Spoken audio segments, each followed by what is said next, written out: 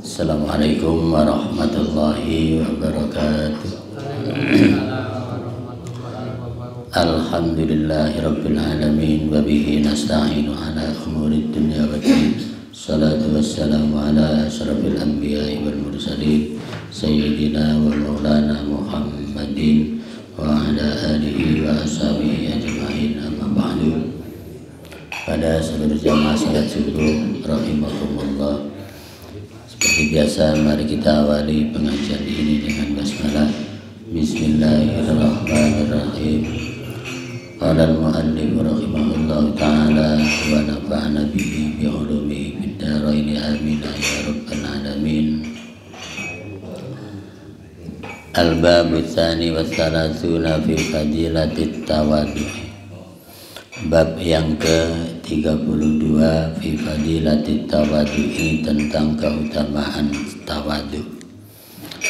Qala Allah Ta'ala tilkad darul akhiratu naj'aluha lil ladzina la yuriduna 'uluwan fil ardi wala fasada wal 'aqibatu lil muttaqin. Wa tawadhu idharut tanazzuli anil martabati liman yuradu ta'zimuhu wa qila huwa ta'zimu man fawqahu li fadlihi. Allah Ta'ala berfirman, tilkad darul akhiratu naj'aluha lil ladzina la yuriduna 'uluwan fil ardi. Negeri akhirat itu kami jadikan, kata Allah, untuk orang-orang yang tidak menginginkan keangkuhan di muka bumi dan tidak pula menginginkan kerusakan di muka bumi. Wal aqibatu lil muttaqin, sedangkan akibat baik hanya untuk orang-orang yang bertakwa. Jadi bab yang kita bahas ini tentang tawadhu. Tawadhu itu bahasa Arab.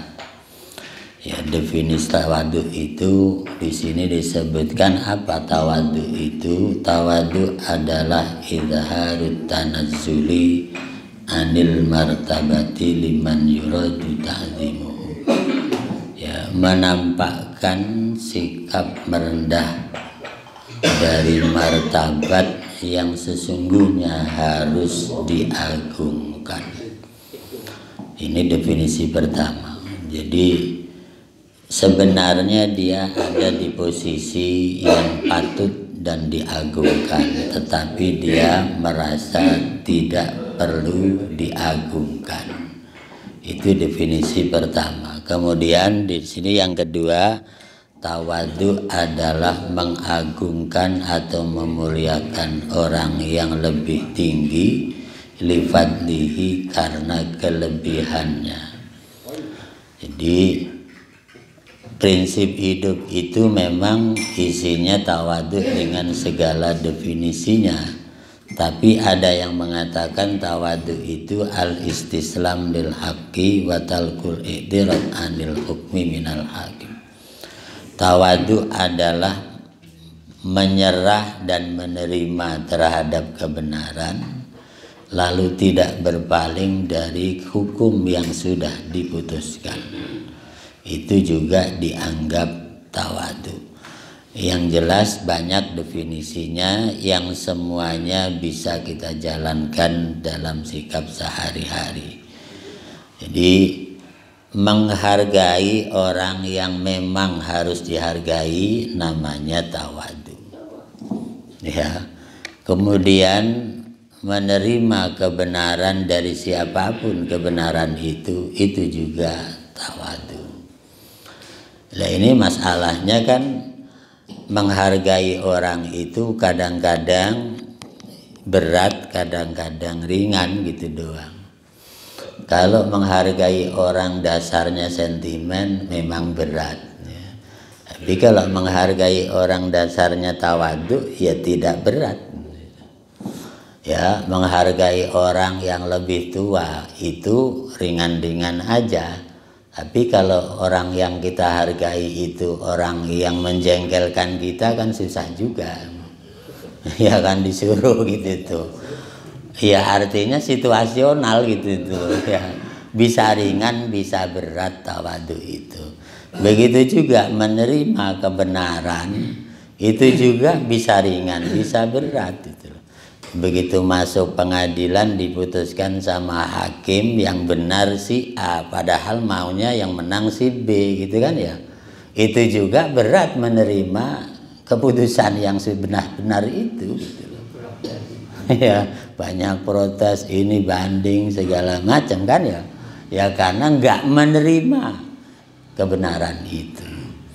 Ya cuman tadi kadang-kadang juga memang keputusannya kurang benar atau tidak benar. Tapi kalau memang benar ya diterima gitu tuh. Ya, makanya ada orang menerima kebenaran yang memang dicari kebenaran, ada orang menerima kebenaran tapi nggak dicari-cari kebenaran itu. Contohnya banyak di masa lalu. Zaman Rasulullah itu ada perempuan namanya Imra'atun Ghamidiyah. Suaminya sahabat, dia juga sahabat. Di Madinah artinya sudah Islam udah jaya di Madinah, bukan periode Makkah. Itu terjadi ya naudzubillah masa lalu itu terjadi perselingkuhan. Jadi istrinya selingkuh. Jadi zaman Nabi, suaminya sahabat, istrinya sahabat, ada perempuan selingkuh, Pak. Itu zaman Nabi loh ya. Jadi katanya itu bahasanya selingkuh, bukan punya suami dia hamil dengan orang lain, namanya apa? Selingkuh bukan ya? Iya selingkuh bahasanya gitu. Saya juga bingung bahasa selingkuh itu bahasa apa Pak Haji? Selingkuh itu bahasa apa sih? Saya juga bingung bahasanya bahasa apa aja hari itu. Selingkuh bahasa Jawa apa bahasa Sunda apa bahasa Indonesia? Ya kata berarti kan dari kata lingkuh itu apa saya juga nggak ngerti. Yang jelas itu sudah bahasa Indonesia. Ya itu tadi kan. Ya kalau bahasa Indonesia kan berbuat mesum gitu kan ya Pak Haji ya. Keselingkuh ini bahasa mana saya tidak tahu. Ya, tapi udah jadi tren aja ya Pak Haji ya. Entah bahasa mana pokoknya tren aja bahasa itu. Itu zaman Nabi.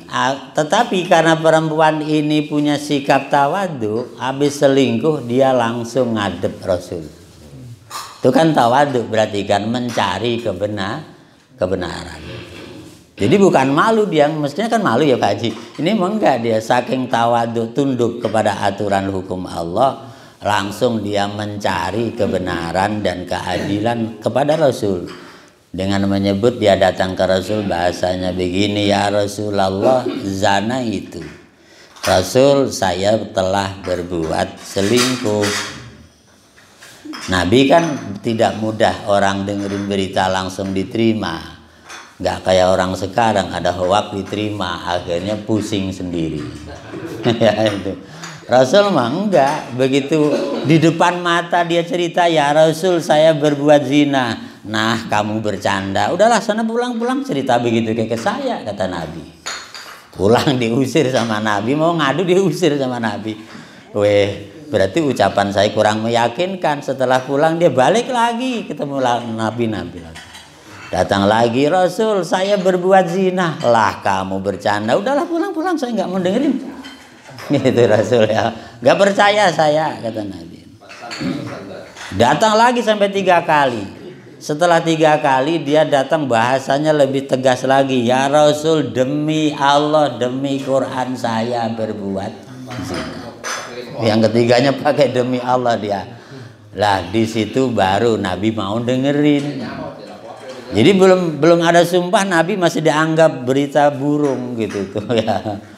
Udah pakai sumpah berkali-kali baru Nabi mau dengerin. Hoak dihapus aja kata bagus. Iya artinya hoak itu kan sekarang banyak ya. Harusnya apa yang pernah dijalani Nabi ini jadi pelajaran buat kita gitu maksudnya. Lah setelah itu didengerin sama Nabi. Kan dia keadaan hamil otomatis kan. Kalau memang benar kamu hamil terus mau apa? minta diadili Rasul, minta dihukum. Coba ya, bukan kabur malah minta dihukum. Itu tawaduknya perempuan ini kepada Rasul. Ya, saking tawaduknya minta diadili sama Rasul. Nabi jawab, ya orang hamil itu tidak boleh dihakimi, kata Nabi. Enggak boleh diadili, kata Nabi. Kalau mau diadili nunggu lahir dulu, kata Nabi. Itu bahasa Rasul. Nanti aja kalau udah lahir ya kamu kesini lagi. Nabi begitu. Begitu udah sekian bulan lahir, sekaligus dia untuk membuktikan anaknya sudah bisa ini, dia sambil bawa roti buat bayinya untuk dimakan itu, dia datang lagi ke Nabi. Bawa bayinya itu sambil bawa roti. Ya Rasul, saya minta dihukum sekarang sesuai dengan apa yang dikatakan Rasul. Kalau sudah lahir saya disuruh ke sini untuk mendapatkan keputusan hukum. Tuh. Begitu dia datang bawa anaknya ngomong begitu, Nabi bilang lagi, tetap saja orang punya anak juga nggak boleh diadili sampai anaknya disapih dulu. Ya. Kalau nyapih kan 2 tahun ya. Ya. Ya, akhirnya nunggu lagi sampai disapih 2 tahun. Lama lagi. 9 bulan tambah 2 tahun ya, lumayan ya. Ya. Nah, setelah anaknya umur 2 tahun datang lagi. Ini menarik, artinya perempuan ini benar-benar tunduk kepada kebenaran hukum Allah, tidak malu minta ditegakkan dan tidak kabur dia. Ya kan ya. Nah itu. Lah setelah anak 2 tahun datang lagi ke Rasul, ya Rasul sudah 2 tahun anak saya sudah disapih, silahkan ditegakkan hukum atas saya biar saya jelas status hukumnya. Gitu. Setelah itu perempuan tadi baru diadili oleh Rasul, dipanggillah penegak hukumnya, kemudian dirajam karena udah punya suami namanya zina muhsan. Zina muhsan itu harus dihukum rajam, dikubur seleher, tinggal kepalanya yang kelihatan, dilemparin batu sampai mati. Itu namanya hukum rajam dalam Islam. Ya, setelah meninggal kemudian diangkat lagi dari kuburan, dari tempat mendamnya itu, dibawa ke masjid, diurus, disolatkan. Begitu mau disolatkan, Umar protes. Ya Rasul, masa perempuan pezina begini disolatkan di masjid kita yang suci, Masjid Nabawi? Ya itu. Umar protes dia. Ya, Umar kan namanya orang kritis, ya wajar kan ngomong begitu, mau wajar protes ya. Kemudian Nabi langsung berdiri bicara tegas. Tapi Nabi itu kalau ada yang protes satu nggak marah sama orang satu. Rasul itu punya kebiasaan kalau ada orang yang nyangkal satu, bukan langsung orang itu dimarahi. Rasul tidak, langsung pidato umum Nabi itu. Wahai segenap sahabatku yang ada di masjid ini, dengarkan bahwa perempuan ini sebenarnya punya iman yang kalau dibandingkan iman kita semua di masjid ini, imannya masih bagusan perempuan ini. Nabi bahasanya gitu. Jadi Nabi nggak langsung marah ke Umar kan, tapi semuanya. Hai sahabatku semua, kalau iman kalian diadu dengan perempuan ini, masih bagusan iman perempuan ini. Coba Anda bayangkan, berbuat zina dia tidak malu, jujur apa adanya minta ditegakkan. Setelah itu hamil, diledekin tetangga kanan kiri, tetap dia tidak malu karena dia ingin mendapatkan tegaknya hukum. Sampai anaknya lahir minta ditegakkan lagi tidak malu. Sampai umur 2 tahun bayinya dia tetap setia kepada aturan Allah. Itu. Nah, setelah itu baru disolatkan, habis disolatkan dikubur. Selesai, kemudian Nabi umumkan lagi, wahai jamaah sekalian, siapa yang ingin masuk surga bareng dengan saya, silahkan urus anak yang lahir ini. Nabi bahasanya menarik ya. Anak zina kita nyebutnya ya. Anak haram jadah kata orang. Nabi bahasanya enggak. Siapa pengen masuk surga bareng sama saya, urus anaknya. Rebutan sahabat itu ngambil anak itu diurus. Itu aja. Makanya Islam itu menyebutnya kullu mauludin yuladu alal fitrah. Semua yang lahir semuanya fitrah, tidak punya dosa, walaupun bapaknya penjahat, walaupun bapaknya orang kafir. Itu dalam pandangan Islam. Ini namanya contoh tawaduk perempuan pada zaman Nabi, jujur atas kesalahannya, mengakui kesalahannya, tunduk kepada kebenaran. Nah, itu bagian dari ketawaduan. Ya. Ada lagi yang menyebutkan definisi tawadhu itu antahdoa lil haqqi. Ya, selalu merendah tunduk patuh kepada kebenaran, watangqadulahu watakbaluhu mimman qalahu saghiran au kabiran syarifan au dhaifan hurran au abdan. Ada yang mengatakan lagi definisi tawadhu itu ya, mematuhi kebenaran, mengikuti kebenaran, menerima kebenaran, walaupun yang mengatakan itu mungkin anak kecil, mungkin orang dewasa, orang terhormat yang mengatakan, atau orang yang tidak berdaya, budak atau bukan budak, asal itu benar, dia akan tunduk dan patuh. Itu ya, makanya disinilah kadang-kadang susah untuk mengikuti aturan kalau memang datang dari orang yang menurut pandangan manusia ada di status sosial yang terendah. Itu kan. Ya kan biasanya gitu, kalau aturan dibikin orang atas biasanya orang takut. Kalau dibikin aturan orang bawah ya. Aturan orang bawah apa itu? Ya, ada jalan dikasih tulisan pelan-pelan, banyak anak kecil. Ini peraturan orang bawah bukan? Ya, banyak anak kecil, mohon pelan-pelan kendaraannya. Itu peraturan buatan orang bawah, bukan ya? Itu biasanya dipatuhin kayak gitu Pak Haji. Kadang-kadang kurang dipatuhin, ngetrek aja. itu.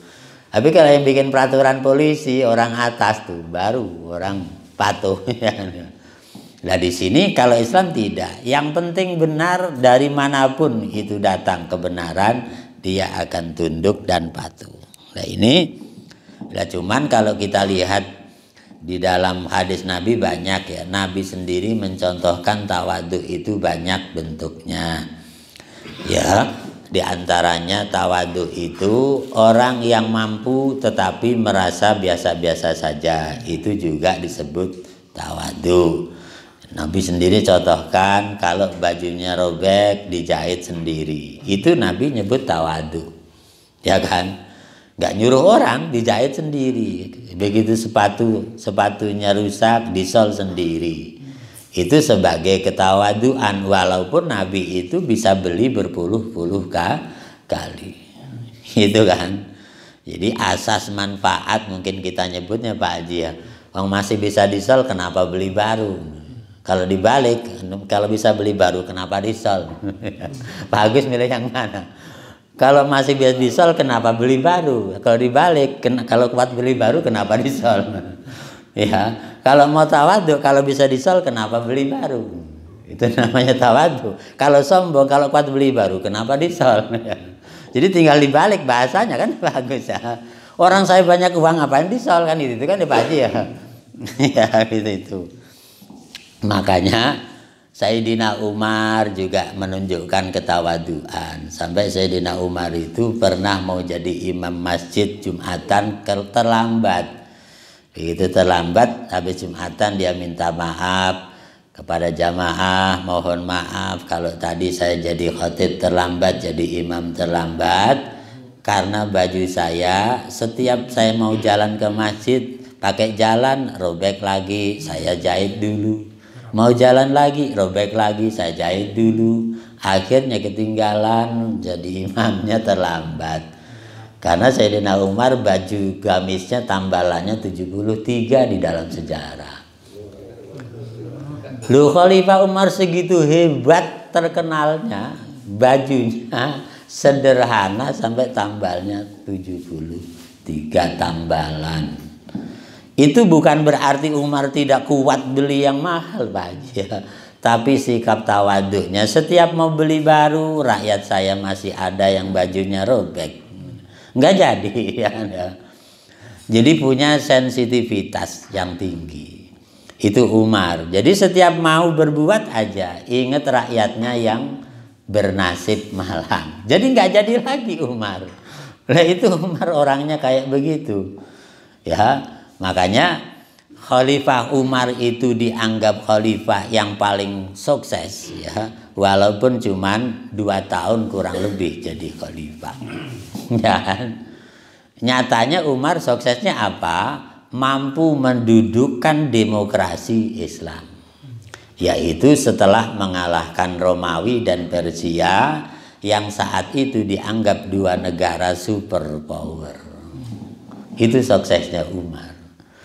Jadi yang sekarang ada yang namanya Azerbaijan, Armenia, Turkmenistan, Afghanistan, itu bekas jajahan Umar semua.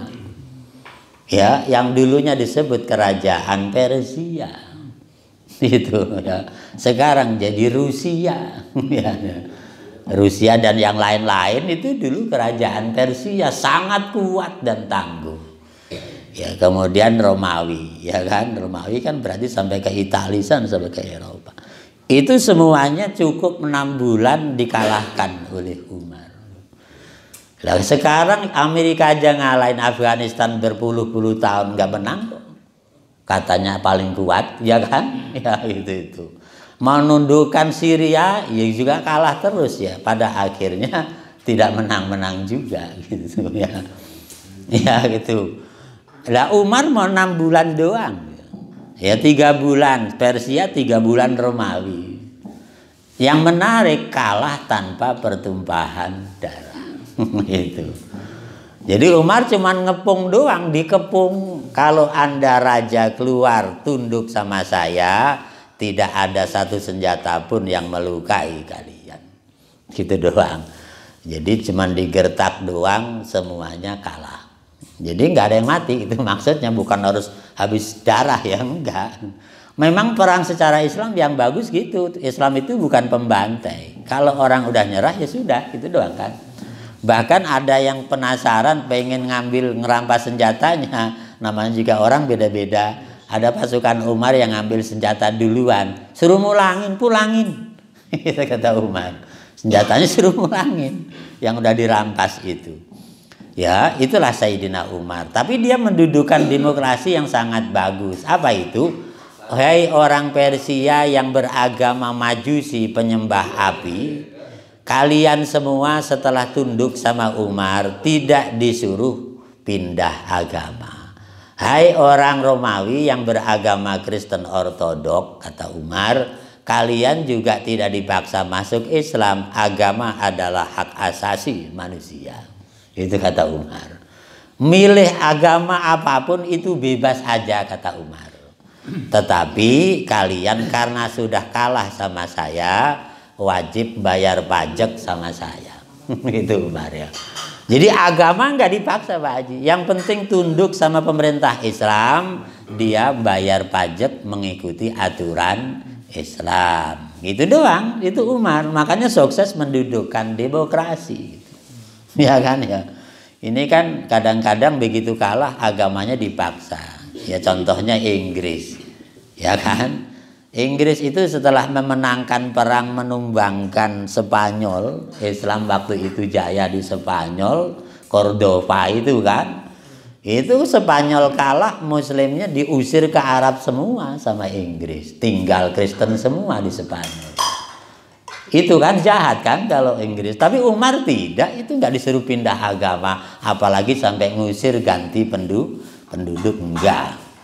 Jadi Islam itu dari dulu walaupun menang tidak serakah, enggak, agama bebas saja.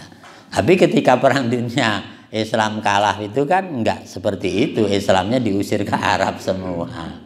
Ya kan? Spanyolnya diganti penduduk yang non muslim. Itu. Jadi beda kalau kita lihat sejarahnya kan, ya Islam itu dari dulu enggak nggak melanggar hak asasi manusia sebenarnya, Pak, ya. Jadi nyatanya yang melanggar HAM itu orang-orang di luar Islam sebenarnya, Pak, ya. Kalau mau mengikuti sejarah Islam yang sesungguhnya, gitu kan? Kalau ada yang keras-keras orang Islam bantai orang Islam, itu mah orang konslet imannya aja kan, Pak Haji, ya. Iya. Kalau Islam yang sesungguhnya tidak begitu, ya. Nah, ini sejarah masa lalu bahwa Rasul itu orang yang tawadu, Umar juga orang yang tawadu, para sahabat itu orang-orang tawadu. Sampai-sampai ketika Rasul sakit parah aja, wang mau wafat itu, Abu Bakar itu saking tawaduknya nggak mau jadi imam, gantiin Rasul. Ya. Iya, karena Rasul belum wafat itu. Jadi Rasul sakit parah mau wafat itu, subuh-subuh itu jamaah nungguin sampai hampir matahari terbit. Padahal Nabi sebenarnya lagi sakit parah. Akhirnya Bilal disuruh ke rumah sama Abu Bakar. Bilal, kamu cek Rasul keadaannya bagaimana. Begitu nanya ke Fatimah, Rasul sedang sibuk dengan dirinya sendiri. Yang dimaksud sakit parah. Tapi bahasa Fatimah lagi sibuk dengan dirinya sendiri. Itu bahasanya. Ya sudah. Terus bagaimana? Ya sudah, Abu Bakar kata Rasul suruh jadi imam. Setelah Nabi dengan pesan sakit parah itu Abu Bakar suruh gantiin, baru Abu Bakar mau menggantikan Rasul. Itu ketawaduan Abu Bakar. Itu tuh. Jadi ternyata orang-orang dulu sudah jadi contoh ketawaduan. Ini kan kadang-kadang nggak disuruh jadi imam, nyerobot jadi imam. Ya ini enggak, Abu Bakar aja nggak mau. Ya nunggu komando dari Rasul, menghargai yang lebih senior. Jadi menghargai senior itu dari dulu sudah diajarkan sama Islam gitu itu. Siapa yang nyerobot? Pak Haji Arif nyerobot. Ya, yang Pak Haji Arif nyerobot biarin aja. Yang diserobot Pak Agus ini. Ya nyerobot apa ini? Nyerobot ya bagian kali ya. Bagian apa? Ya itu. Jadi ketawaduan itu memang prinsip utama. Lah di sini Nabi menyebutkan man tawaddu'a lillah rafa'ahullah. Siapa yang tawadu karena Allah, lah berarti tawaduknya ikhlas, gitu kan. Rafa'ahullah fid dunya wal akhirah, pasti Allah angkat derajatnya di dunia dan di akhirat. Ya sebenarnya orang tawadu itu sumber pahala loh. Ya kan? Orang tawadu itu sumber pahala. Ya kan? Satu orang tawadu itu dosanya diambilin sama orang sombong. Ya kan ya? Orang tawadu itu dosanya diambilin sama orang sombong. Ya kan ya? Jadi kalau orang menghina orang itu kan namanya sombong. Yang dihina tawadu, lah itu jadi sumber pahala. Ya kan itu. Ya makanya orang tawadu itu makin tinggi derajatnya baik di dunia maupun di akhirat. Sehingga nanti di akhirat orang-orang yang sombong itu masuk kategori muflis. Apa muflis? Nabi pernah cerita, tahukah kalian siapa muflis itu? Ya, muflis kalau bahasa Pak Sadul tadi bangkrut. Kalau bahasa zahir di dunianya muflis itu bangkrut. Tadinya kaya raya, pedagang kaya raya, ada corona jadi kolap. Itu namanya muflis. Ya. Itu bahasa Arab. Tetapi yang dimaksud Rasul bukan muflis itu gitu. Ya. Makanya jangan kasih anak namanya muflis ya. Muflis. Bukan mukhlis. Kalau mukhlis orang yang ikhlas. Pakai fa, muflis. Muflisun ya. Iya, pakai fa, muflisun. Itu kalau mukhlis mah bagus, orang yang ikhlas ya. Muflis mah orang yang bangkrut. Nabi pidato begitu, tahukah kalian siapa yang muflis itu? Nabi begitu menyampaikan pertanyaan. Semuanya menjawab nggak tahu Rasul. Muflis itu di akhirat nanti, bukan sekarang, kata Nabi. Yaitu orang yang rajin amal tapi rajin maksiat.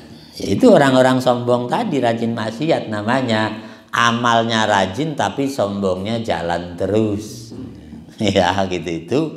nanti di akhirat jadi orang muflis. Muflisnya gimana? Pas di yaumul hisab itu kan diadili oleh Allah. Ya Allah, saya ini dulu pernah dihina sama dia. Ya, benar dizalimi sama dia. Benar Allah, coba dipanggil orang itu. Benar kamu pernah menghina dia, menzalimi dia. Ya, tentu gak bisa mengelak kan? Iya Allah, ya sudah. Kalau begitu pahalamu kasihkan ke orang ini yang kamu zalimi. Tuh kan? Datang lagi, saya juga Allah, ya sudah pahalamu kasihkan orang ini. Ya, datang lagi, ya udah pahalamu kasihkan orang ini. Ya kan itu. Akhirnya tadi pahalanya banyak, akhirnya habis. Ya, diambil sama orang yang dihina dan dizalimi. Setelah habis pahala masih ada yang ngadu, saya juga dizalimi sama orang ini. Waduh, pahalanya habis. Ya sudah kalau begitu dosamu kasihkan ke dia. Dibalik akhirnya. Datang lagi, ya udah dosamu kasihkan dia. Ya sudah datang lagi, dosamu kasihkan dia. Yang tadinya kayak pahala habis, akhirnya mikul dosa orang banyak. Itu namanya orang muflis, kata Nabi. Yang istilah kita di dunia orang yang rajin ibadah tapi rajin maksiat. Serba rajin. Kita nyebutnya STMJ, sholat terus, maksiat jalan terus gitu kan ya. Ya ada aja dalam kehidupan kadang-kadang gitu tuh. Ya sebagian orang nggak sadar kalau itu salah, gitu kan? Sehingga orang bilang itu rajin sholat tapi orangnya begini, akhirnya kan jadi pembicaraan banyak orang. Nah, itu namanya nggak menjaga ketawaduan dirinya. Lah orang tawadu itu sebenarnya kunci derajat dia itu sendiri menjadi orang yang tinggi derajatnya. Sebaliknya orang yang sombong akan diturunkan derajatnya oleh Allah Azza wa Jalla. Nah sekarang begini, tawadu itu kan beda-beda tempatnya, ya kan? Kalau kita seorang pejabat, tawadunya ada di mana? Pasti beda dengan petani kan? Ya itu. Kalau seorang pejabat tawadunya kepada bawahan, yaitu kepada pelayanan. Itu. Kalau ada orang datang mau dilayani, yang duluan, yang belakangan. Itu namanya ketawaduan. Ya kan? Ini karena yang datang belakangan orang istimewa diduluin. Itu mah ya salah ya kan? Karena yang datang duluan orang yang nggak penting nggak dilayani. Itu namanya kebudayaan antri. Ya. Itu ketawaduan. Ya ketawaduan. Lah ketawaduan seorang pejabat kan sudah terikat dengan undang-undang. Ya kan pasti Pak Haji ya. Kalau Rasul bahasanya sayyidul qaumi khadimuhum. Pemimpin kaum berarti pelayan kaum gitu. Artinya kalau dia memberikan pelayanan namanya tawadu. Kalau duduk manis nggak pernah melayani namanya kesombongan. Jadi melayani bukan dilayani. Itu ketawaduan. Ya, jadi RT kemudian melayani masyarakat, surat tanah segala macam nggak usah ngurus sendiri tapi dianterin sama RT-nya. Itu ketawaduan namanya.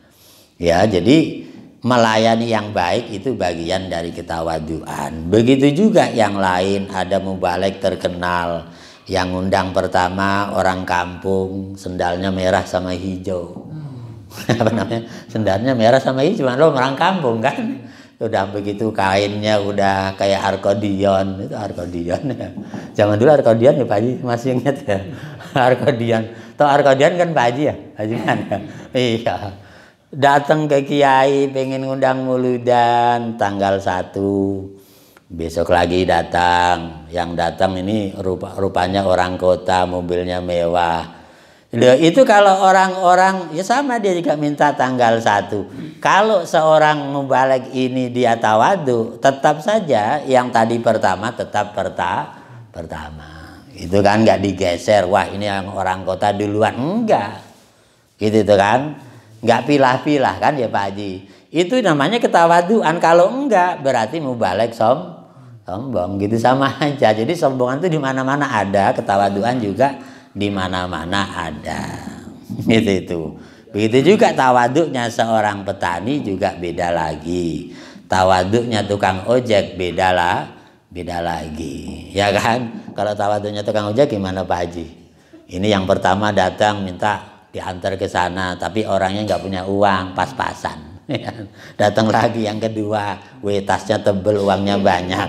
Kira-kira diantar duluan yang mana? Kalau dia diantar yang duluan tadi duluan, berarti dia tawadu. Kalau diantar yang punya uang ini yang tadi belakangin, berarti kesombongan. Yang jelas di mana-mana ada ketawaduan dan ada kesombongan. Ada duitan. Ada duitan kata Pak Haji. Ya itu kehidupan selalu saja ada ketawaduan dan kesombongan, itu kan istilahnya dua sisi yang berbeda tapi sering berjalan berdampingan, hanya tarikannya kekuatan mana gitu kan ya. Kalau tarikannya kekuatan tawaduk jadi tawaduk, kalau tarikannya kekuatan kesombongan ya kesombongan, gitu doang kan. Jadi tarikannya doang ya, dia bisa berjalan berdampingan kanan kiri. Itu. Nah, sekarang ini ya banyak kesombongan tapi juga banyak ketawaduan. Ya misalnya ada pesantren masuk harus 35 juta. Ya sombong amat. Ini pesantren apa dagang gitu. Ya itu kesombongan kan ya. Ya akhirnya bahasa tidak langsungnya, orang miskin jangan masuk pesantren saya gitu kan ya. Bahasa nggak langsungnya kan begitu kan ya. Yang miskin nggak usah masuk pesantren, sekolah aja di sana yang murah gitu kan ya. Iya, atau ya di yang lain juga sama aja. SMA 1 dipasang yang nilainya harus sekian. Ya padahal orang nilai bagus itu belum tentu benar loh Pak. Ya orang nilai bagus itu belum tentu pintar loh. Ya karena kadang-kadang nilai bagus disulap gitu tuh. Dulu pernah ini waktu saya lagi main-main di Bogor di rumah temen. Itu ada biasanya kan yang bagus itu SMA 1 pasti nilainya tinggi-tinggi. Ceritanya gitu. Ya, rupanya anak-anak yang masuk SMP 1 nilainya tinggi-tinggi itu anak-anak orang kaya Pak Haji. Ya karena ada yang berani nyulap nilai itu, nyogok ke gurunya, ada yang 10 juta, 15 juta. Gitu tuh. Wakilnya nilai 9 semua. Begitu satu semester, ujian semester pertama nggak bisa ngisi semua. Ya. Saking pinter. Ternyata yang murni SMA 7. Ya, yang nilainya rata-rata 7-8, ternyata itu yang murni nilainya, pinter-pinter yang SMA 7. Akhirnya berbalik, yang favorit SMA 7, SMA 1 jatuh nilainya. Ya kan tadi disulap kan, nilai disulap tinggi karena dia pakai nilai kan nilainya disulap, semester nggak bisa ngisi, plonga-plongo Pak Guru. Ya itu. Baru di situ ketahuan bohongnya. Lah dari situ jatuh nama SMA 1, akhirnya yang favorit SMA 7 gitu Pak. Yang tadi nilainya cuma 7,5 sampai 8, tapi murni 100% itu kan gitu loh. Jadi makanya yang menerapkan kejujuran nilai itu kadang-kadang susah Pak Haji ya. Jadi itu bisa disulap. Apalagi sekarang undang-undangnya tidak boleh ada nilai 5 katanya Pak Haji ya. Iya kan ya undang-undangnya gitu kan Pak Guru ya. Nggak boleh ada undang-undang nilai 5. Yang masih menerapkan nilai 5 itu pesantren yang jujur, bukan pesantren yang tadi favorit tadi ya.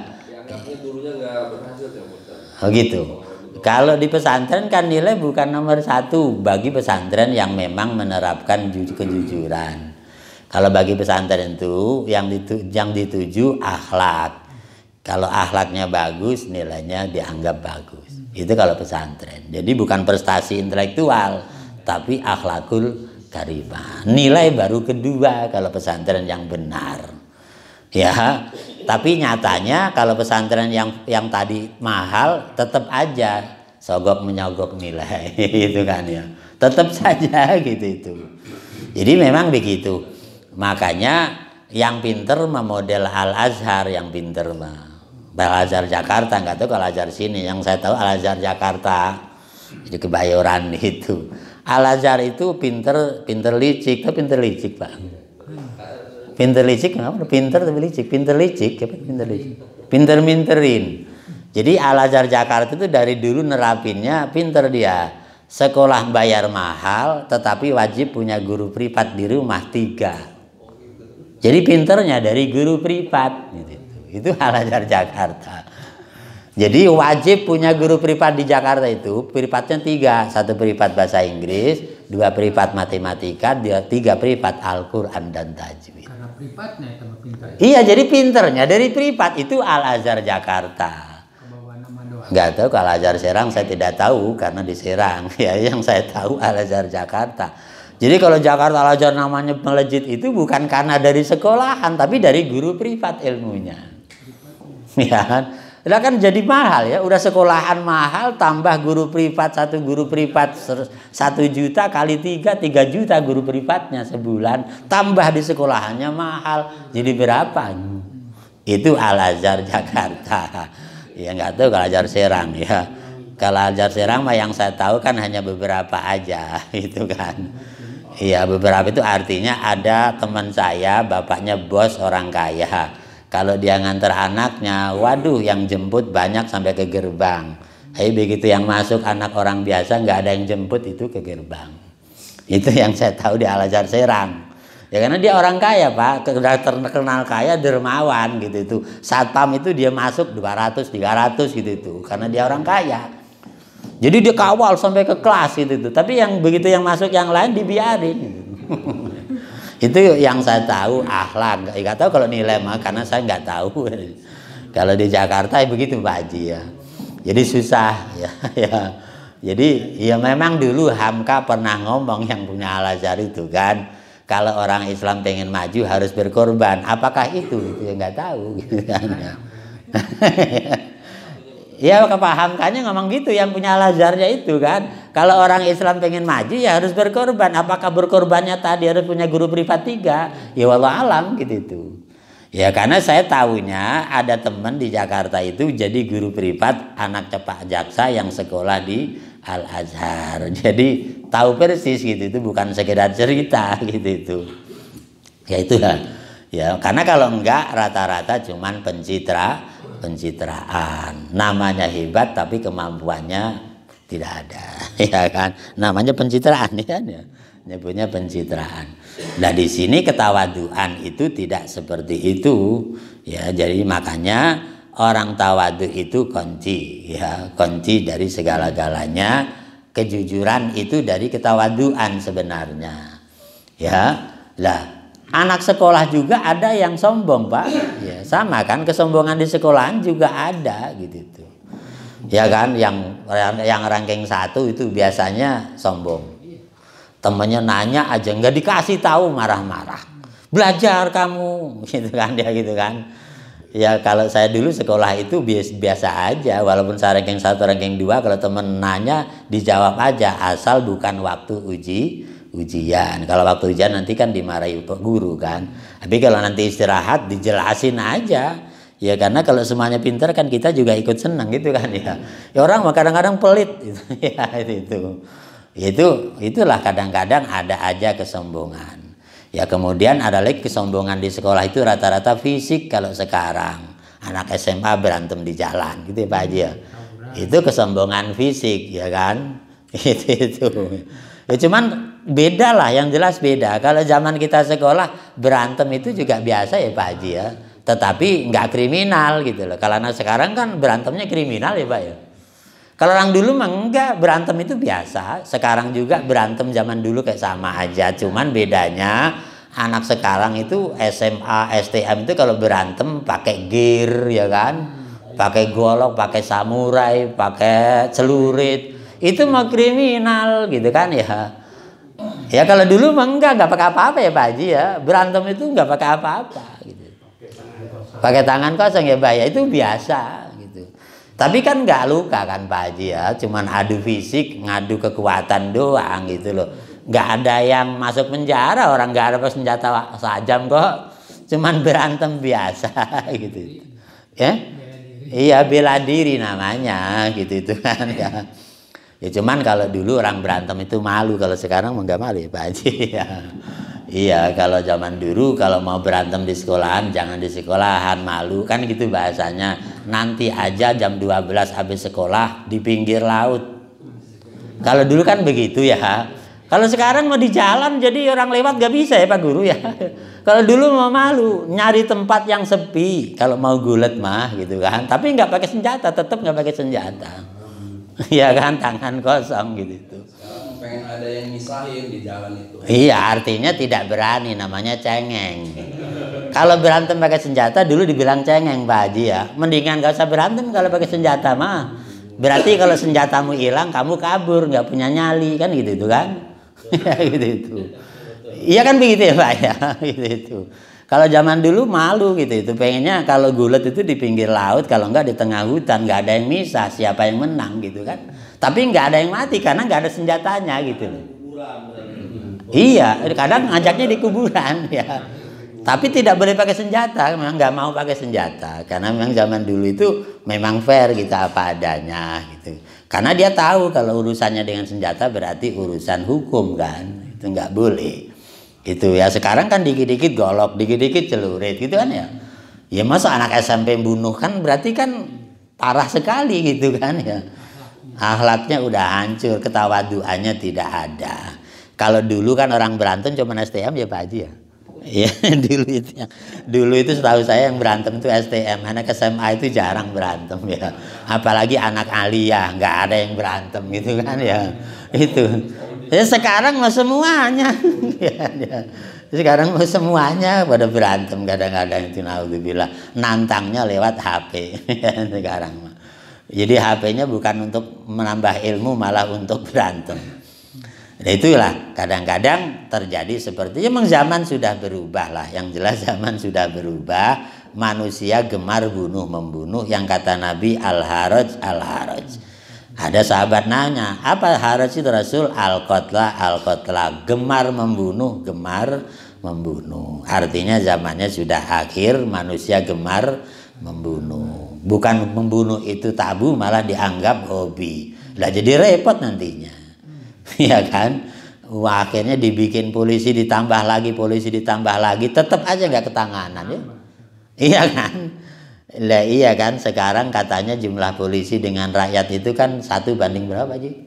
1 banding 100, 200. 1 banding 200 ya? 1 banding 200. Nanti lama-lama 1 banding 150, lama-lama 1 banding 100, lama-lama 1 banding 50. Akhirnya lama-lama polisi 1 banding 1. Lah ruwet amat, gajinya kumaha. Ya kan ya. Itu makanya mestinya lebih baik rakyat yang diberdayakan. Ya kan. Makanya Singapura itu sudah menerapkan wajib militer. Ya artinya semua rakyatnya harus mampu bela diri. Nggak usah pakai aparat lagi kalau rakyatnya semuanya mampu bela diri kan. Itu. Singapura yang sudah menerapkan wajib militer, semua rakyat harus bisa bela diri maksudnya. Orang Banten kan udah ya, orang Banten udah bisa lah. Orang Banten kan dianggapnya budaya pencak silat, artinya sudah membudaya Pak Haji ya. Itu bagus ya, walaupun sebagian ada yang belum, itu pasti ada. Pak Haji saya nggak bisa kata. Orang Cirebon masa nggak bisa, orang Cirebon juga jago bersilat. Ya itu makanya begitu menundukkan orang sombong perlu ya, menyombongin orang sombong juga sedekah kata Nabi.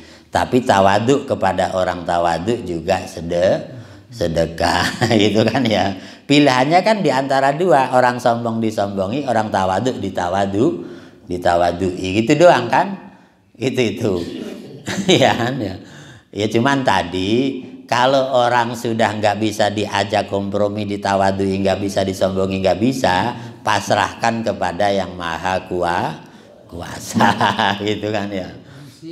Ya kan ya. Orang polisi juga gak bisa ngatasi terus kepada siapa Pak Haji? Oh, ini kejaksaan. Itu ya. Dulu ada maling kakap ya. Jadi kata orang bisa ngilang segala macam. Jadi kalau ditangkap polisi itu ya seneng-seneng aja, nggak pernah ngelawan. Ya masukin sel, ya malam keluar lagi. Kulit putih. Ya, sekarang masuk malam keluar lagi, udah sampai rumah tidur sama istrinya. Masukin penjara sekakap apapun sampai besi semua, tetap aja pulang lagi malamnya. Ya akhirnya ya kamu polisi itu namanya ilmu fisik. Lah kamu ngadepin maling ilmunya bukan fisik begitu susah. Ya kan ya. Udah serahin aja urusan orang yang ilmunya bukan ilmu fisik, tapi ilmunya ilmu halus ya kan itu. Ilmu halus itu apa? Nggak tahu ilmu halus itu apa ya. Ya kan ya. Akhirnya bilangin aja namanya siapa. Nanti malam saya pasrahkan kepada Allah. Ya kan ya. Tulis namanya diwiridin malam-malam, pagi disambar petir Pak. Hangus di tengah sawah. Gampang kan? Itu nyerahinnya ke Allah aja, terserah Allah mau kamu habisi atau kau biarkan jahat, terserah Allah. Saya cuma minta ke Allah kok diwiridin doang. Ya, ya. Pagi-pagi ke sawah ada petir, jeger, hangus di tengah sawah. Beres kan? Udah beres, polisinya terima kasih. Ya, ya. Terima kasih, senjata saya nggak mempan, ternyata petir mempan. Ya, ya. Siapa ngelawan petir ya Pak Haji ya? Ya, urusan Allah kok ya. Jadi kalau sudah begitu serahkan aja kepada Allah. Cuman kasihan ada yang digebukin orang sekampung Pak. Digebukin orang sekampung. Iya, habis gimana digebukin orang sekampung juga nggak apa-apa Pak Haji. Orang sekampung bawa golok, bawa tombak, apa aja digebukin nggak apa-apa. Ya, akhirnya udahlah daripada puyeng, siram bensin bakar. Ya. Disiram bensin kebakar Pak.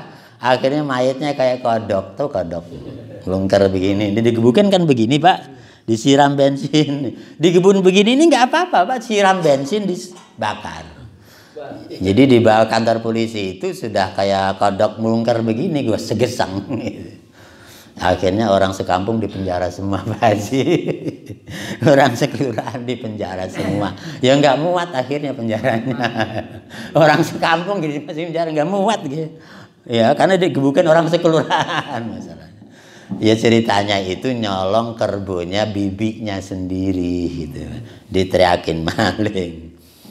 Ya orang namanya maling Pak, nggak peduli saudara kan ya.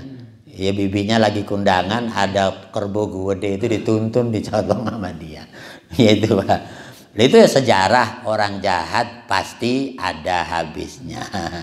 Ya kan pasti ada riwayat akhirnya. Ya jangankan itu, Fir'aun yang gagah aja juga hancur, Namrud yang gagah juga hancur. Ya Raja Jalut, Raja Namrud ya semuanya hancur kan. Ya Abu Jahal malah mati dalam perang itu cuman sama anak kecil. Itu kan. Raja Jalut segitu gagah cuman diketepel sama Nabi Dawud mati. Ya, ya. Lu Raja Jalut segitu gagahnya matinya diketepel Nabi Dawud. Nabi Dawudnya masih anak, masih kecil, masih muda. Jadi tahu ketepel kan Pak? Cepet gitu doang ya. Ya cuman kan ketepel Nabi Daud beda dengan ketepelnya Pak Agus, pasti beda. Ketepelnya Pak Agus emang gak mempan kali. Nah orang Nabi Daud ketepelnya hebat, beletak mati Raja Jalut. Ya karena Nabi Daud itu satu-satunya nabi yang dikasih mukjizat membuat besi baja menjadi lumer. Ya, wa alanna lahul hadid di dalam Al-Qur'an. Jadi makanya kalau orang dikasih ilmunya Nabi Dawud hebat ya. Mau pendekar mana juga pasti nggak berani karena goloknya jadi roti nantinya. Ya. Bawa golok nih ya. Bawa senjata nih jadi roti nantinya. Lah bingung ngadepin begitu ya. Itu ilmunya Nabi Dawud. Makanya para pendekar kalau sudah wiridannya Nabi Dawud biasanya hebat Haji ya. Ya itu tadi wiridannya ayat wa alanna lahul hadid itu. Ya itulah cerita nyombongin orang sombong memang sedekah, tawaduk kepada orang tawaduk juga berpahala gitu. Jadi tergantung posisi kita ada di mana ya. inilah yang dapat dibacakan, mudah-mudahan ada manfaatnya. Terima kasih dan mohon maaf. Assalamualaikum warahmatullahi wabarakatuh. Waalaikumsalam.